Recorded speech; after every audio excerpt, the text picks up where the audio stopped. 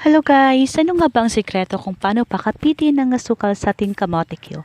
Yan ang matutunan natin sa video ko na to. So before we get started, please don't forget to like, share, and subscribe and hit the bell button para lagi kayong updated sa aking mga bagong uploads. And magsisimula na tayo!